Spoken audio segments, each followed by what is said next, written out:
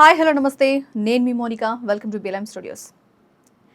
ఈజిప్ట్లో కోల్పోయిన బంగారు నగరం దొరికేసింది. 3400 సంవత్సరాల క్రితం ఉన్న ఒక మిస్టరీ ఇప్పుడు వీడింది అని చెప్తున్నారు. అయితే ఈజిప్ట్ అనగానే మనకు గుర్తొచ్చేదేంటి? మమ్మీలు, పిరమిడ్లు. కానీ ఇప్పుడు పురావస్తు శాస్త్రవేత్తలు ఒక పూర్తి నగరాన్నే ఇసుకలోంచి బయటకు తీశారు. అక్షరాల 3400 ఏళ్ల క్రిందట ఒక వెలుగు వెలికి అకస్మాత్తుగా మాయమైపోయిన కోల్పోయిన బంగారు నగరం, లాస్ట్ గోల్డెన్ సిటీ. ఇది అప్పట్లో ప్రజలు ఏం తినేవాళ్ళు, ఎలా బతికేవాళ్ళు, రాజుల విలాసాలు ఎలా ఉండేవి? ఈ ప్రశ్నలన్నింటికీ కూడా సమాధానాలు ఈ ఇసుక పొరల కింద దొరికాయి. చరిత్రనే తిరగరాస్తున్న ఆసక్తికరమైన విషయాలు ఏంటి అనేది ఈరోజు మనం చూద్దాం. లక్సోర్ సమీపంలో అద్భుతమైన ఆవిష్కరణ కనిపించింది. చూద్దాం. ఇక్కడ తవ్వకాలు జరుపుతుంటే శాస్త్రవేత్తలకి 9 అడుగుల ఎత్తు ఉన్న మట్టి ఇటుక గోడలు ఫస్ట్ కనిపించాయి. అది ఒక టెంపుల్ అని అనుకుంటే మాత్రం అది పొరపాటే. ఎందుకంటే అదొక అద్భుతమైన నగరం. దీన్ని 18వ రాజవంశానికి చెందిన ఫారో అమెన్హోటెప్ III ఇతను నిర్మించారు. అప్పట్లో ఇదొక పరిపాలనా కేంద్రం, అలాగే ఒక పెద్ద ఇండస్ట్రియల్ హబ్ కూడా. అవును, ఇక టైం క్యాప్సూల్ లాంటి నగరం అని కూడా దీన్ని అంటారు. అంటే ఏంటి అంటారా? ఈ నగరాన్ని పురావస్తు శాస్త్రవేత్తలు టైం క్యాప్సూల్ లాంటిది అని అంటున్నారు.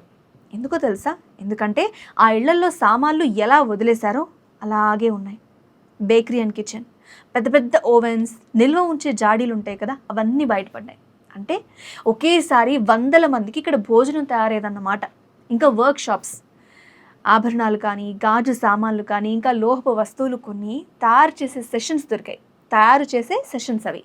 అంతేకాదు రోజువారీ జీవితం గురించి చూస్తే వాళ్ళు పనిచేసే చోటు దగ్గరే నివసించే వాళ్ళు అని ఆ డైరెక్షన్స్, ఆ లేఅవుట్స్ అన్నీ చూస్తే క్లియర్గా అర్థమవుతుంది.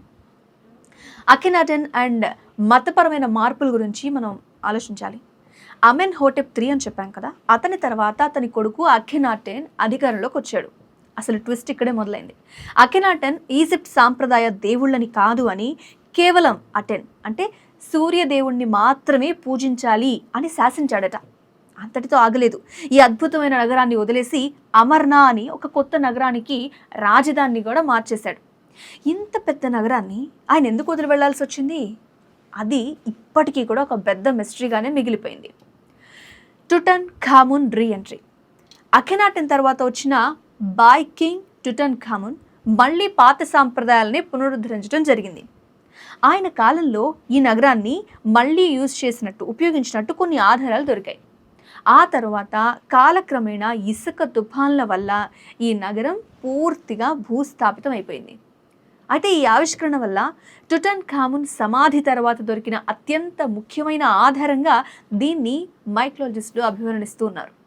సో ఇవన్నీ విన్న తర్వాత మీకేమనిపిస్తుంది?